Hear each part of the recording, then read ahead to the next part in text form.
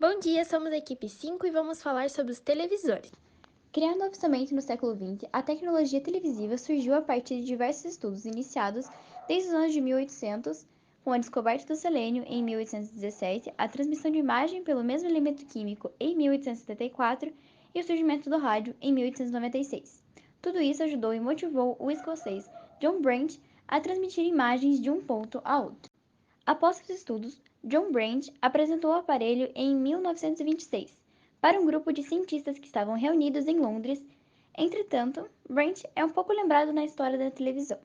Philip Farnsworth, em 1927, criou a forma de televisão que conhecemos hoje. Contudo, assim como na história do rádio, a briga pelo título de inventor também corre aqui. Vladimir Zimwork é uma figura que também entra como possível inventor. Inclusive, possuía a patente que lhe rendeu um contrato com o gigante rádio estadunidense, ARK. As primeiras transmissões de televisão surgem ao longo de 1930, com o desenvolvimento das técnicas já apresentadas. Poucas pessoas tinham acesso, afinal, o rádio era o meio predominante na época e o valor da televisão era bem caro. Uma das primeiras emissoras de TV foi a BBC. Ela foi a pioneira em realizar a primeira transmissão de um programa. A Inglaterra, por meio da BBC, em 1936, atingiu cerca de 50 mil pessoas com a cerimônia de coroação do rei Jorge VI. Nos Estados Unidos, seu início se dá com a transmissão do discurso do presidente Roosevelt na Feira de Amostra de Nova York, em 1939. Em 1954, pela primeira vez, as cores puderam ser vistas pelo televisor, por meio da tecnologia utilizada pela NBC. No Brasil, em 1963, as cores chegaram com a transmissão experimental e, oficialmente, em 1972, com a transmissão da festa típica de Porto Alegre pela TV Difusora. Como um resumo total de tudo isso, é possível analisar que, através dos avanços tecnológicos, podemos sair de grandes caixas com minúsculas telas para aparelhos mais finos com telas imensas. Philip Farnsworth nasceu em 19 de agosto de 1906 com os pais Serena Amanda Basten e Leo Edward Farnsworth, como um dos seus 5 filhos em Utah, nos Estados Unidos. Ele tinha 2 irmãos e 2 irmãs. A TV está presente na vida da maioria das pessoas e pode exercer grande influência em todas elas. O que nos cabe, portanto, a investigação de como essa influência se dá. Ela mostra o mundo ao vivo e a cores. Cenas do planeta desfilam sob o nosso olhar e atiçam a sensibilidade e inteligência. Fatos dispersos se sucedem sem nexo e inexplicáveis para a imensa maioria da população. Atualmente, as pessoas utilizam os meios de comunicação como meio de companhia na sociedade individualista em que vivem. A televisão preenche o vazio social e é utilizada pela maioria das pessoas como uma fuga para as dificuldades do cotidiano. Bom, o decodificador, ele lê o sinal basicamente um monte de números, né? E transforma isso em ordens para que a TV produza pontinhos com intensidade diferente de luz na tela. Podemos explicar de uma maneira hipotética que você recebe em uma folha em branco uma letra e essa letra significa que você tem que fazer um tracinho diferente. Quando você termina de fazer os tracinhos, você tem uma imagem na folha. Então é isso que acontece por trás de uma TV. Agora imagine na sua TV fazendo esse processo pelo menos 24 vezes por segundo, que é o número mais comum de quadros por segundo que forma uma imagem de movimento. Bom, falando aqui sobre alguns tipos de televisão, né? Nós temos aqui a TV de tubo, né? Famosa TV de tubo. Elas são chamadas assim por causa do TV de tubo catódico, uma espécie de funil cuja aberta maior é onde fica a tela do aparelho. No fundo desse tubo existem três canhões de elétrons posicionados apontados para a tela. Cada um desses canhões ele é equipado com filetes aquecidos por eletricidade que liberam elétrons para todos os lados. Como só existe só uma saída microscópica para cada canhão, os elétrons são direcionados em linha reta para dentro do tubo em direção à tela. As TVs LCDs emitem um som total com a constante na parte de trás.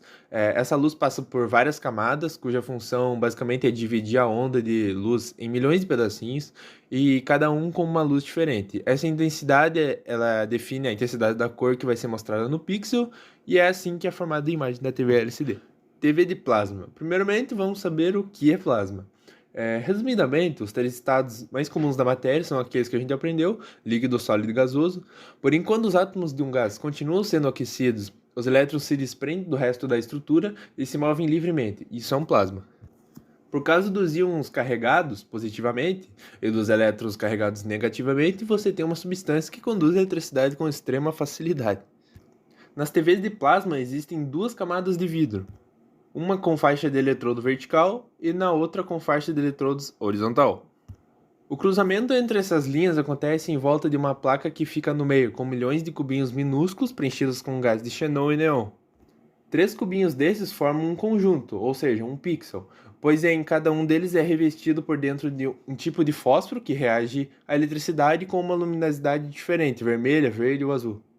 Daí o princípio é o mesmo das demais. Cada cruzamento das faixas de eletrodo emite uma intensidade de eletricidade em um dos cubinhos, aquecendo o gás lá dentro e transformando em um plasma, que por sua vez conduz eletricidade ao fósforo, provocando a luminosidade.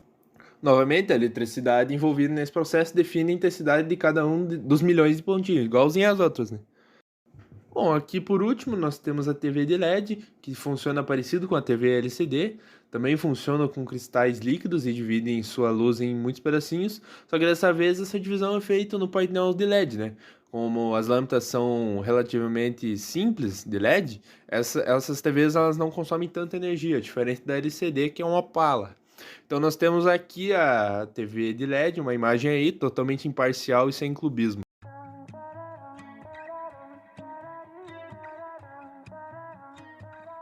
A primeira telenovela brasileira a ser produzida e veiculada no país foi Sua Vida Me Pertence, cuja estreia se deu em 21 de dezembro de 1951, na extinta Rede Tupi. Esta produção de 15 capítulos, entretanto, era exibida apenas 2 vezes por semana, e não de segunda a sexta-feira, formato usualmente adotado pelo gênero.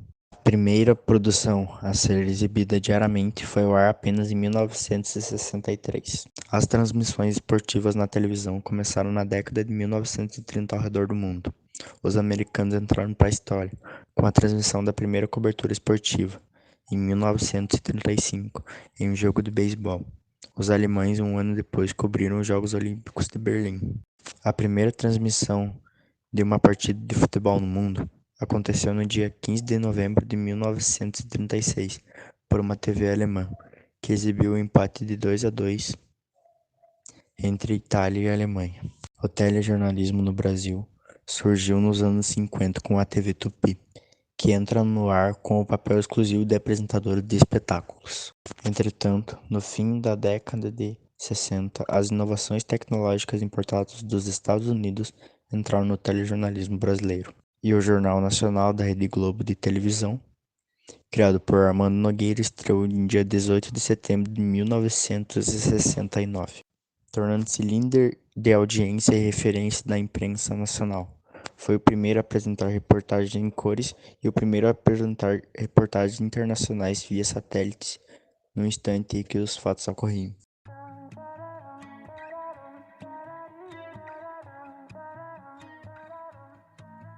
We can slow dance naked in the moonlight. We can get so down, wasted, out of our minds until we're happy.